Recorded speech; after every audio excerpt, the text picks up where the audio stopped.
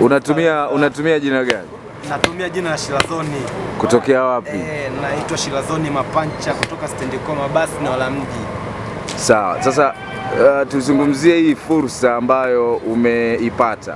Ujenzi wa barabara unaendelea, lakini wewe umepata fursa ya kupata haya mawe na hivi sasa ndio una bangua hapa ili uweze kuyapeleka sokoni.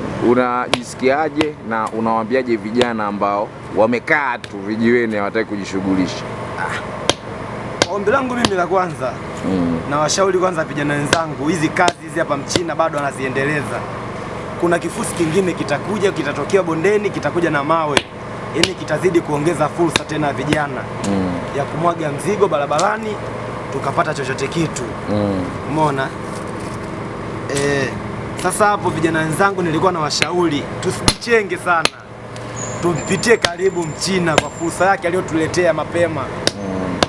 Tuchangamke na sisi tuvune kipande chetu cha almasi kwa mapema tutapovuna muda huu ili kikamilika barabara na sisi fursa yetu tu tumeshaikamilisha. Sawa sawa. Ina maana hapo serikali unaiambiaje sasa? Yaani serikali unaishukuru vipi kwa fursa kama hii? Nitawashukuru kwa kauli za mdomoni. Afu na cha pili nitawashukuru niwashukuru kwa lipi sana? Hata kwa kusema asante. Hata nikisema asante inatosha. Basi sawa, mimi naweza nikasema asante kwa serikali nayo kwa kutusogezea fursa. Maki na wao wamerahisisha kutusogezea fursa tena.